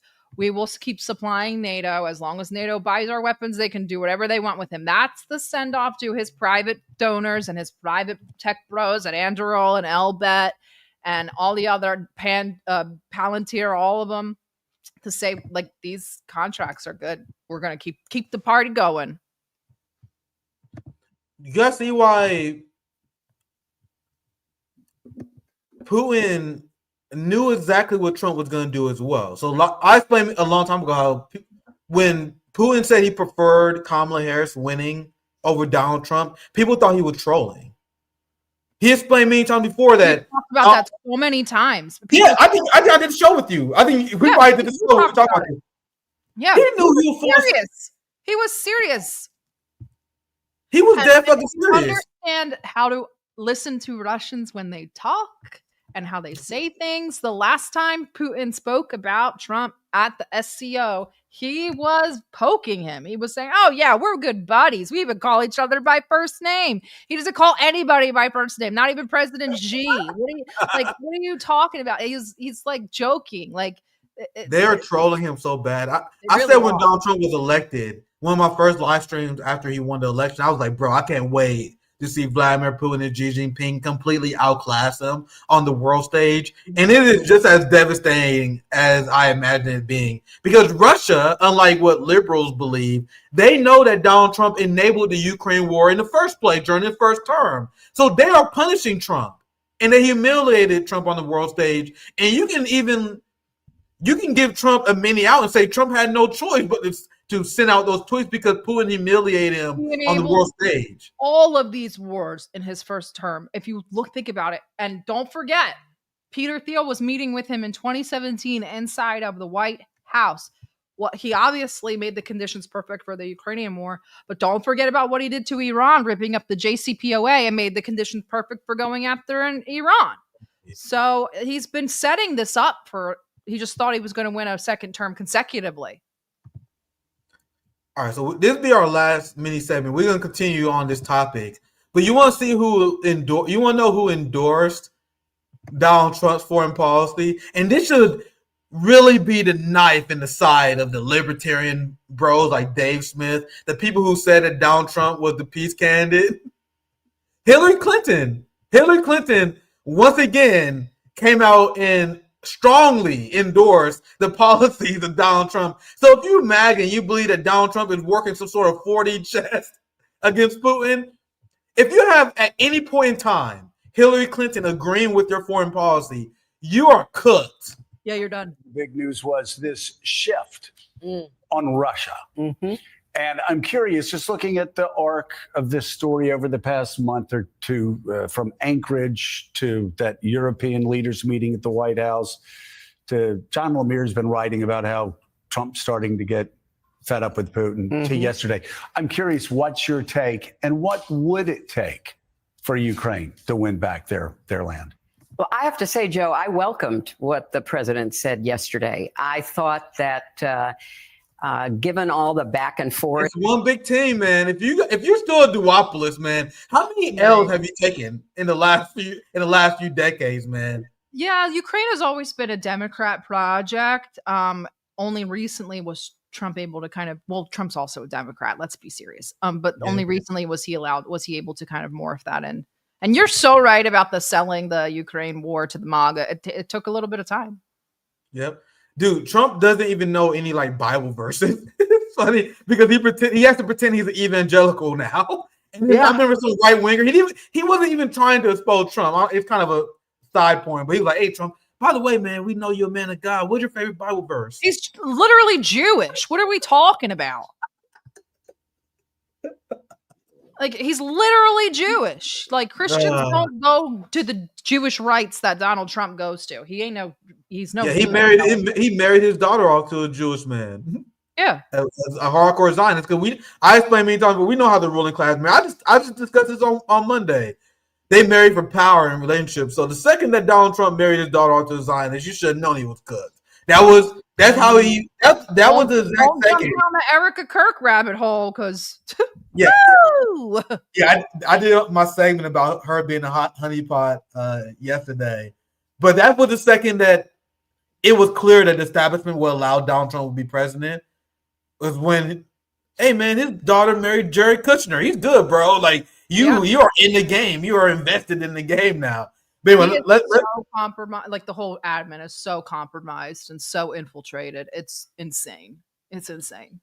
So we all know that foreign policy doesn't change much between these puppets in the suit. So if you're a duopolist, well, I'm strongly post-duopoly, and I will fight and die on that. I think anyone who's still advocating for Republican Democrats in this age is unserious. We had the internet in its current iteration for at least 20 years now. The idea that you ignorant and you don't know, nah. We're not doing that. Sir, I was in space last night. We were talking to some guy he's like, no, you can't blame Trump supporters. Nah, they know exactly what the fuck they vote. No, they didn't vote for Israel. Yes, they did. We have the internet, and we are in the greatest age. You have no excuse to feign ignorance. No excuse. I didn't know Trump was a giant. We're running the same game from 2014 on us. You have no effing excuse. None. No. Anyway, let's continue because this is not a long clip. This is a short clip just to show Hillary Clinton and Donald Trump on the same page on foreign policy. If I ever was a supporter, we always have said that. That's why for me, I don't even take an interest in domestic policy because I just concentrate on the foreign policy because it never changes. It never changes. Exactly. That's exactly why 80% of my content. Little bit of shift focus, maybe a little more pressure here and a little more pressure there, but other than that, it really doesn't change. Yeah, I 100% agree with you. 80%, about around 80% plus of my content is foreign policy. That also because a theory strategy region, as a Marxist, our chief enemy is a system of imperialism. It's the backbone of capitalism. So if you're a Marxist and you're not focused on that, you are deeply unserious. But I don't want to go on another spill. That's that. If you guys want, that's not only because I'm a nerd. Save that for Chris on Friday. Yeah, I mean, I can't wait to that show. I've been wanting to have Chris on for a while. But anyway, let's break down. We're not going to be on this clip that long. I just have two more short clips. I'm going to show you guys the liberal version of them talking about this, and then I'm going to show you guys the batshit crazy Lindsey Graham interpretation of Donald Trump events, and we will end it on that. All right, let's continue. Arc of this story over the past month or two, from Anchorage to that European leaders meeting at the White House to John Lemire's been writing about how Trump's starting to get fed up with Putin to yesterday. I'm curious, what's your take and what would it take for Ukraine to win back their land? Well, I have to say, Joe, I welcomed what the president said yesterday. I thought that given all the back and forth that we have seen and heard at Anchorage and elsewhere, his coming to grips with the fact that Vladimir Putin does not respond to any kind of rhetoric. He only responds to strength. And you have to show strength. You have to back strength. You have to be strong in order to deal with him. And how is that working for you guys? That's not true at all anyway. This neocon ideology has been proven to fail. How many times, Sarah? I know you was on the same page I am. They constantly say this. They say you need to show strength in order to show some tyrant motherfucker that you mean business, and that's the best way to achieve peace. Fam, what is the United States track record in terms of engaging peace? We are in constant war. This ideology where you gotta have peace through strength have failed many, many times before. You tried this strategy, and we are at war with Russia now. So isn't that evidence that the strategy doesn't work? But let's continue. He poses a clear and present danger to all of Europe and therefore to the United States. And I think— I thought he was a paper tiger, though. I thought his economy was— She already agreed that they were a paper tiger. She agreed with the tweet. And now she's backtracking already. You guys see how there's not an original thought between these people. They just repeat the same talking points. And he poses a clear and present danger to all of Europe and therefore to the United States. And I think if what President Trump said yesterday is, if we help Ukraine, Ukraine can hold the line and may even be able to push Russia back. And there was a very interesting comment that Trump made in his Truth Social post. He said, what kind of military does Russia have? Exactly. They couldn't even take over Ukraine. This has been a point I've been trying to make now for a long time. We overestimated Russia's military strength. Can I ask you a question? And now we're seeing that they can be pushed back. Why do we always do that? I mean, you can go back. Why do we always underestimate the strength of Russia? Sarah, this is a real question that they're asking. They're like, why Why don't we just fuck them up? They're pussies over there. We're bad Americans. Why are we pretending that they're a fucking threat? Yeah, why do we need a proxy? Go fight them your fucking self then. I'm so sick of these people. I am so sick of these people. It's like 4 sentences and they each contradict the next one. It's just insane. Man, they pussies over there in Russia, man. We can go over there. We can whoop their ass. We can whoop them. You just finished in the last breath saying that they're a danger to Europe and a danger to the United States. Now you're talking about you overestimate them and they're a paper tiger and they're not a real military power. So what is it? I told you guys, I view these people as no different than gangsters, than mobsters. Like, what's the difference between Joe Scarborough and a gangbanger? You know what I mean? I'm joking here, but what's the difference between what he said there and someone from the hood? Like, man, that nigga over there soft. We can pop him. Let's pop that nigga Russia over there. Russia soft as shit. Why they won't afraid of Russia, nigga? We can pop Russia. You know how they talking to ruling class all the time. Going to expend themselves when they know you're standing behind Ukraine, waiting for them to do so, waiting for them to expend themselves so you can go in there and put the final nail in the coffin. Right. Really think that's what they're doing? A how old country? America forgets that they're only 250 years old. They're not dealing with other 250-year-old countries. These are civilizational states. So I don't. If China takes Taiwan back, we're gonna whoop their ass. They better not get in our gang territory. That's our territory. How is this any different than gang violence? How is this any different than gangster behavior? They trick people because they put on a fucking suit. They put on a suit and they advocate for gangster ass shit, and people think they're in high civilized society. People like Charlie Kirk brings up the violence in the black community, and they got gangsters in their community all the time to talk about killing people. Literally. You know what I mean? That's my point of view. That's how I view these people. But sorry, Sarah, go ahead. I think you want to. Well, yeah, we got. That's what they do. The right wing streamers, they'll plague on all of the ails of society, and I mean the left wing does it too. All the streamers do it. They'll plague on, or they'll play on the ails of society to get their grift off. But then they never examine the actual levers of power and point out that they're all the same, and they're just a group of literal mobsters. I mean, even that's what people in the East, people in the Middle East especially, call American politicians gangsters. The Taliban calls them gangsters. They don't, and same thing with the Iraqis. They call them gangsters. Yep, they are.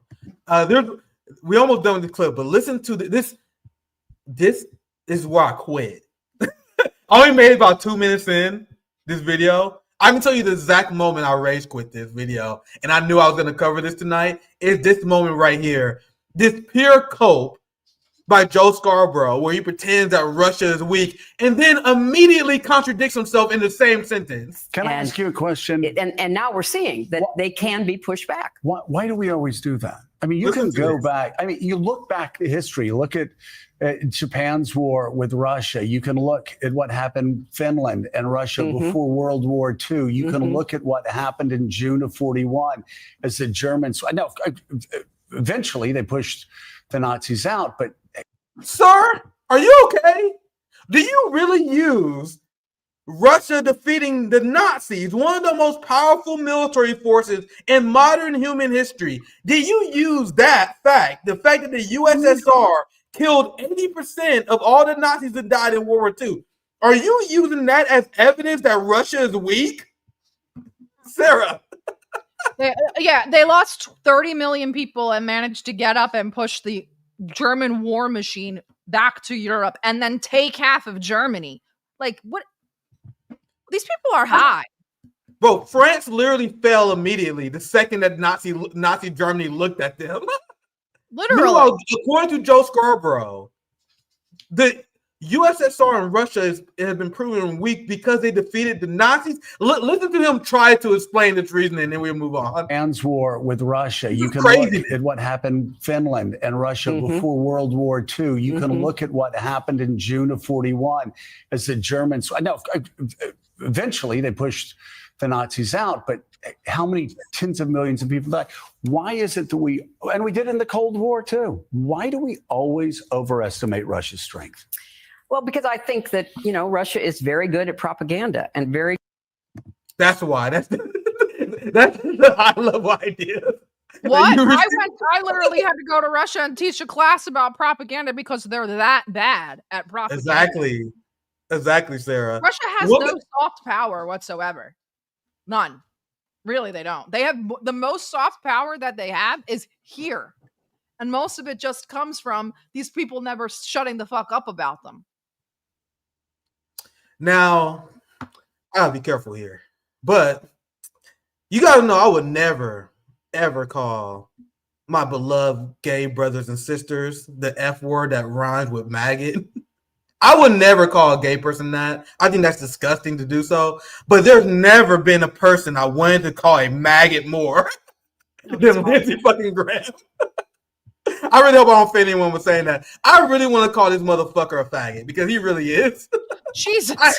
He's the gayest, neocon, the most obviously closeted motherfucker. What he does, he goes to church on Sunday and then immediately goes on corporate media to explain why we should kill people after leaving the house of God. Yeah. This is evangelicism. I don't know why people are surprised. This is evangelicism. This is homegrown Christianity, homegrown American Christianity. This is it. I already know I'm probably pissing people off with that. I would never call a gay man that, but I hate every time I see this motherfucker, I'm like, maggot. All right, let's play the clip because obviously Lindsey Graham loves the development that just happened with Donald Trump and him being all in on the Ukraine war. So we're just gonna listen to a little bit of this. He gets his never mind. I already kind of went too far already, so yeah, I'll show you guys the liberal propaganda. So we just play a little bit of this. All these people are out of their goddamn mind. So here's Lindsey Graham literally damn near about to have an orgasm on air after reading that True Social by Trump. Here with more is South Carolina Senator Lindsey Graham. Senator, you have 85 co-sponsors for a bill to sanction countries that are funding Putin's war machine. Look, it's a nuclear-armed country. We don't want a conflict with Putin. I don't like that Biden got us into a proxy war, and he was giving all of these weapons. Trump is selling the weapons, and he's basically saying, maybe Putin is a paper tiger. He should have won that war. And you guys see how they all using the same term. Propaganda is all about repetition, baby. But let's continue. In 7 days, didn't happen. Trump 2028. I hope this never ends. When he asks, what should you do if a Russian jet flies into your country? Shoot it down. He's tried to go out of his way to get Putin to the table. We don't want to humiliate Russia. We just want to end the war. And to our friends in Russia, here's what Trump did today. He told NATO, I'll sell you all the weapons you want. You can provide them to Ukraine. And as to Ukraine, you can use them any way you want. So to the Russian military, you're going to be up against the high-end American weapons that will be sold to NATO for the benefit of Ukraine. And they already have been. What do you have that's new and improved that you're going to give that the Russians haven't seen? I'm glad you brought that up, Sarah. Because now, do you guys get it now? You guys see why when I have Ro Khanna on, when we talk about Ukraine, I'm like, he was literally thought that the United States was fighting the Ukraine war out of the kindness of their heart because they believe in fighting for liberation. Meanwhile, when Ro Khanna was on my show, I showed a clip of Lindsey Graham explaining about how it's about rare earth minerals. So this is why it's actually pretty important to analyze both wings of the empire propaganda, because the way they sell the wars is so uniquely different. It's kind of hilarious in a way, because whenever a liberal had to sell a war, they tell their audience that they're fighting it for human rights. Ro Khanna, like, I believe in the tradition of resistance. That's why I support Ukraine, even though I don't support it for Palestinians. I support human rights. This is why we support Ukraine. Meanwhile, if you look at the Republican side, they don't do none of that gay bullshit.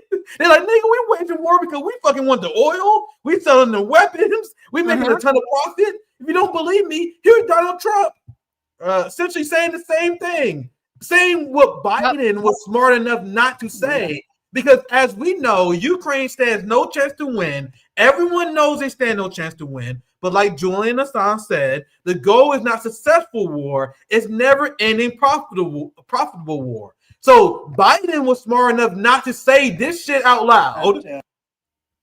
Spending any money on the war. The war is being funded by NATO, and NATO is buying our equipment. In fact, I don't want to make money on that war. I don't want to, but we are actually making money on that war because they're buying our equipment, as you know. So here's Donald Trump admitting that we're funding this proxy war in Russia so we can make money on weapons. You guys feel like that's the entire goal of this project. Of course, they have the side goal of weakening Russia. That would be a great outcome, but they know it's unrealistic. But at the end of the day, the only thing that matters is that weapon manufacturers are making record amount profits because the United States is a weapons dealer masquerading as a country. They also revealed how one of the benefits of the Ukraine war is to allow them to modernize their stockpiles. They're using Ukraine as war guinea pigs. These are things that they openly talk about this at NATO discussions. I can pull a headline to back it up. Where they said Ukraine is essentially a way for us to test modern battlefield innovation. Yes, big time. I'm gonna see if I can find it. I always quote it. I'm gonna see if I can find it though. It's a political article. I'm gonna see. I didn't have it saved, but I'm sure I can find it. Where they said, "Oh, Ukraine war is great because this is how we innovate war. This is great for us because we get to test weapons out before we eventually go to war with China." So that now you guys see why I hate the NATO left. now you guys see why AOC 2028 is dead on arrival. You guys see why I would never trust anyone who's supportive of a Democratic Party because they pretend that they support the Ukraine war out of humanitarian principles, but they actually do it because Ro Khanna has stocks in weapon manufacturers. That's why they support the war. It's literally next level evil. Capitalism has already failed, guys. It failed a long time ago. So how do you make money in a failed capitalist system in late stage, or you can say end stage capitalism? By selling weapons, by selling misery. You sell healthcare. You sell a giant police state. You make money selling prison beds. That's the new modern, that's the capitalist mode of production now. Selling violence, making profit off misery and disaster capitalism. So we communists and anti-capitalists, we were trying to save you motherfuckers. Because you understand that Donald Trump, Lindsey Graham, and all these capitalists that are going to die in the next 25 years, they have no end game. Their only strategy to keep this system moving is to sell weapons and make money for their friends who would then buy campaign ads for them, who would then donate to their campaigns, who would then buy ads for CNN, which is the only reason why they're afloat. The fact that, Sarah, many people don't even understand that our political system is a giant grift to make profit for arms dealers drives me crazy. But I think that's a pretty good place to wrap at, I think. Let's get super chat. Sarah, you have any other thoughts? No, I'm looking through my old Substacks now. I'm like, oh, I predicted this. I predicted. You did. So I'm Me looking and Sarah was right there every step of the way on this. articles. Man, we've been talking about this stuff since I've been coming on the show. Yeah. You guys know I use DDG. And it's so great because we've already been through this political cycle together. Like we've already been through Charlottesville, George Floyd, COVID. Like I've known Jackson Haas you since all back then. So I'm like, well, we just get to do it again. At least we have each other. Yeah. We gotta do a show with me, you, and Haas. That show what I did with Haas was fucking powerful. That was a great show, man. I had a great time running with Haas. I love Haas because he's tanky as fuck. Whenever I have people on, I'm like, man, I gotta hold back my communism shit. With Haas, I don't have to hold back at all. That motherfucker tanky as hell. So I love this community that we built of true anti-imperialists, post-duopolists. That's the community we are forming at RBN. I'm very happy for it. I got a lot more sourcing from DDG, especially on Ukraine. We was there every step of the way, calling this. I see your stuff, Sax. I've seen I watch your stream. We've been there every step of the way, calling that this is going to happen. We told the dumb social democrats, we told the liberals in 2022 that these sanctions not going to work. Remember, Sarah? I remember you writing about this when liberals like, oh, Russia is about to be destroyed by sanctions. We like, bro, that's not going to work. Now, years later, they're admitting that sanctions not working. In really amazing news today, just to tie a big bow on it, Syria Syria and Ukraine came together and reestablished. Yeah. Let me see if I can find this. Reestablished diplomatic relations.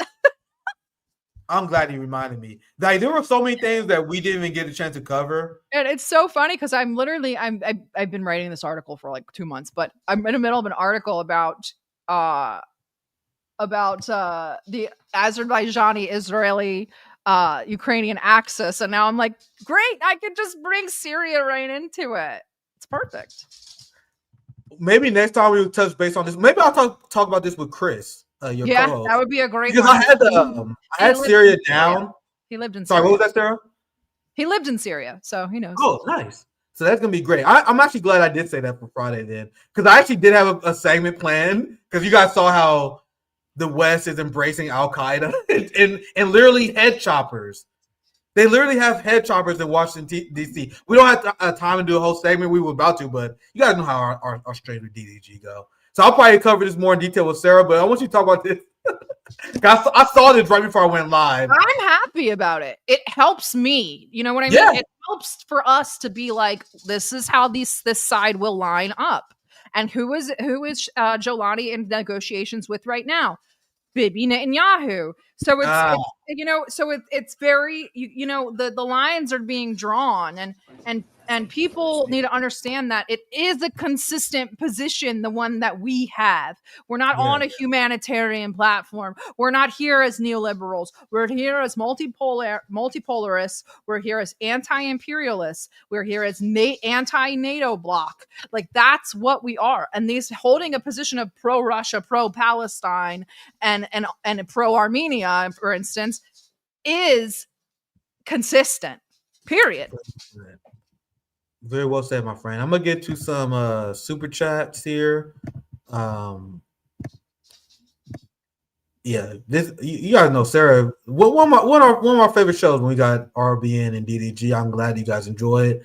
It also does really well across platform as well. We have across the platforms we have 2,800 people watching on DDG, X, and YouTube. I'm streaming on Twitch now. We slowly building that back up. Same. Yeah, us too. We just started on Twitch and Kick, but I think I'm too old for Twitch and Kick. I think I should just not. Yeah, I might be too. I'm gonna try. I need the backup. You know what I mean? I'm getting these streams pulled left and right. So you guys need a place to find me after. Oh, well, that's good for you. Yeah, if you're worried about getting pulled, yeah, then I would start developing your backup community so people have it for sure. That's what we used to do with Telegram and Twitter back when we used to get banned from Twitter every other week. Yeah, I have fun with that one as well. We got a clip that. That was funny. Yeah, dude, Kamala 2028 is gonna eat comedy. Bro, that's pure content. Right, like, I'm not an accelerationist. I'm just cheering it on for the content. I'm like, yes, Kamala, please run. Come on, please run. I want Trump to never stop talking. Trump never stop tweeting. Kamala, please run. Like, I want all of the content. I just want it all. Have you seen no matter what? So I mean, we might as well enjoy it. Absolutely. Have you seen have you seen campaign mode Gavin Newsom recently? I've been seeing clips of like 2028 has already started, guys. Like Gavin Newsom is putting out these cringe ass videos. And then I think I did cover this part on RBN where he attacked Donald Trump. He said, if you guys want someone who's going to fight anti-Semitism, I'm the one who will do that. Yeah, Donald Trump, we better get to the polls right now since the majority of us are Jewish. Dude, it's gonna be peak comedy. It's gonna be peak comedy. Already, we live in a meme. We literally live in a meme. Yeah, electoral politics only serve to expose to ordinary people how absurd this system is. Like that's like my main time I talk about electoral politics. Oh, you know that thing you take super seriously? This is how actually stupid it is. So that's what we're gonna be doing. We're gonna continue to mock these people because and don't get it twisted. I think I mocked the Biden admin worse because they were so feckless, and I was so angry at them about Ukraine. So please don't get it twisted. Let a freaking Democrat win in 2028. I will be right in the front, ready to shred them too. Now it's funny because when Biden was president, liberals was like, "Why don't you guys go after Republicans more?"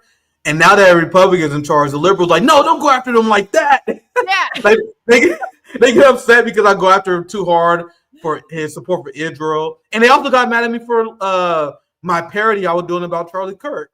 They didn't like the fact that so liberals wanted me to go after conservatives, and then the second I do, they started defending the conservatives. They get scared. Like, bro, you guys not ready for the heat. Like, MAGA's not ready for the heat. Like, it was funny because MAGA was calling out everyone and their fucking mother. They were calling out teachers with less than 200 followers, getting them fired. Literally. Could you imagine? And then the thing is that, people were like, well, what's to stop you from even what's to stop an employer from being like, F you? These people would harass them until they did it. Yeah.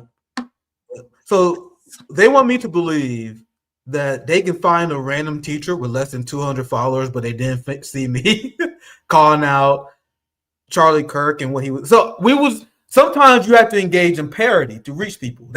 I think that's a very effective means that the mean people on the left miss.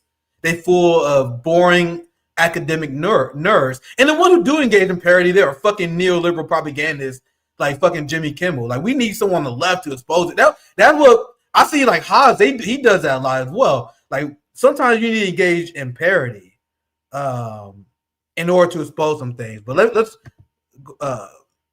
here's another super chat. Sorry, I lost it. Here it is. Yep. Thank you for $20, Thomas.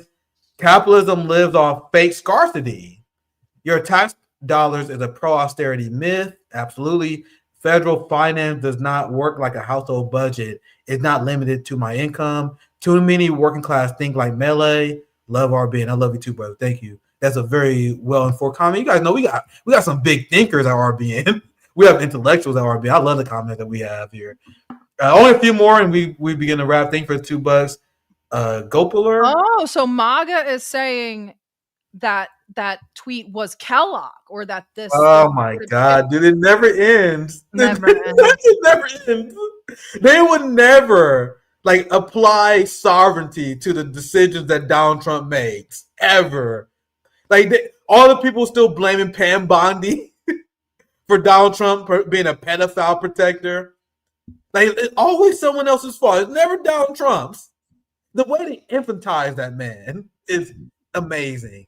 Here's another one. Sarah, please take Nick to Karbala the next time you can. He needs to go there. I'm going on the next DDG trip for sure. Yeah. I'm going. I just say I'm going on one for sure next year. You're going to the motherland next year, I think. Yeah. Possibly. Yeah, we see. I want to go to China. I want to go to Moscow. There's a few other places. There's places I want to go that I might get in trouble at DHS when I get my way back. But I definitely want to go. Thank you for joining. All the tricks about how to come back. And you won't have to worry about it. I learned my lesson hard. Yeah, I need you to teach me your ways. I will. Teach me your ways. Yeah, bro. I tell you, if I go to China, I'm getting arrested because I'm gonna try to legally immigrate. Yeah. Bro, I'm gonna get arrested by Chinese ICE, bro. I'm telling you.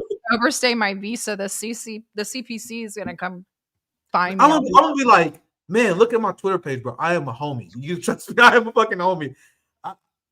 Anyway, I definitely know who you are, honestly. Yeah. I gotta be careful what I say here because I don't want to get in trouble. But I had some people in Moscow reach out to me. They wanted me to visit, but I couldn't make it because they see my post. So I'm like, man, hopefully there's some people in China that know I'm a base ass Marcus Leninist. Let me illegally immigrate here. I'm super jealous. I'm super jealous. Oh fuck! I want to blank on her name. Who's got Russian citizenship? Oh, Tara Reid. Yeah, Tara Reid. I don't know why I was blank on her fucking name. But my friend Tara Reid, she's got Russian citizenship. I'm like, I was so jealous, guys. I retweeted it. I was like, congratulations, but I was salty as fuck. I'm like, man, I want fucking Russian citizenship. Talk to Chris. You'll talk to Chris on Friday, I'm sure. Yeah. Thank you for joining me, Sarah. It's always fun to have you on. You guys see, me and Sarah, we can do it 2 hours like this. You guys realize that we only scratched the surface of what I plan to talk about today. We didn't get to Syria. There's so much I actually wanted to cover, but we have Chris for Syria. It'll be great because he fought in Syria against ISIS. So not for America. He fought for Syrians. So wow, that's interesting. So who do you have on today? I know you had a great guest on today. What do you guys cover? I had Dan Kovalik to talk about the UN, the Jolani interview with Petraeus, and the Tom Barak interview. Which, there's so much information coming at people. You're telling me things today that I'm like, I didn't even know that happened, because there's just so much information. Even the things I talked to Dan about, you would have to go digging to find them. It's insane. So I'm trying to bring people on that are kind of subject matter experts in those sorts of areas that are not really in the forefront right now, because everybody's still talking about Charlie Kirk. And now today it's an ICE shooting. And it's like, yesterday, no, you're not eligible for the front line as a Russian citizen. You don't just get conscripted and sent to the front. That's not how it works. Yeah, this is what Sarah talked about. You have to volunteer to go to the front. But yeah, so I'm trying to get that, people, I keep on saying tune into our live to get away from your regularly scheduled broadcasting, because the news cycle is just like 2 stories and nobody's talking about foreign policy anymore. But guess what? That was the feature, not the bug. They didn't want you focusing on foreign policy anymore, because people were starting to come together about foreign policy. They want to focus back on domestics. That's why Hillary Clinton's on stage.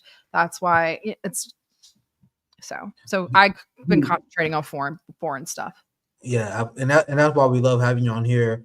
Fiction to me is essentially dead, man. Like, the shit they're writing in Hollywood does not compete at all to what we were seeing in real life. That's what Dan said today. He said Orwell wouldn't have anything to write about. He wouldn't have anything to write about. He was like, "This is bananas. It's so dystopian." Yeah, that's why I'm blessed that I'm able to go live and break this stuff down with you guys, because we are living in crazy ass times. Fiction don't have shit. Like, I don't know how people watching Netflix. I'm like a political news nerd. I also like watching. Why aren't you guys watching this? This is like Game of Thrones. This is more interesting than White Lotus or whatever the hell you're watching on HBO. Like, I'm in it, and not even in a hokey or a jokey way. It's like, there's a lot of drama going on. There's nothing in the motherfucking MCU that is more interesting than what's happening in the Middle East. Like, every day. These people think and act like they're Marvel characters anyway, so you might as well just watch. Yeah. I saw that you covered that Lebanese UN envoy explain how they got Lebanese people killing each other. Yeah, so we talked about it with Dan today. They literally said, "What do you think? We're arming them to fight this Israelis?" No, you're arming them to fight their own people. That's what he said. Straight face. Yeah, I saw you cover it earlier. That's why I was like, man, I there's so much stuff we didn't even get a chance to cover. I was about to bring that up. You need to do a day to even get through all of the stuff that's thrown at people on the daily. Like, imagine, I don't have a 9-to-5, like, alhamdulillah, but I don't have a 9-to-5. I can't imagine having a 9-to-5 and then being expected to even care about this stuff. Yeah, I wish I could have more time to cover Sudan, Congo. Like, there's so much stuff going on in the world, man. I see people glued to fiction. I'm like, bro, the craziest show we've ever seen is going on live right every day. Every day there's something happening. I got through half our outline today. That stuff I plan to cover. You did a lot of great coverage today. We're going to continue to do this. Because reality is truly stranger than fiction, and we are living wild times. Wow. Thank you for joining us, Sarah. Make sure you guys check out DDG. I'm gonna hard wrap the stream, because if I don't, we will keep talking forever. Yep, Take care.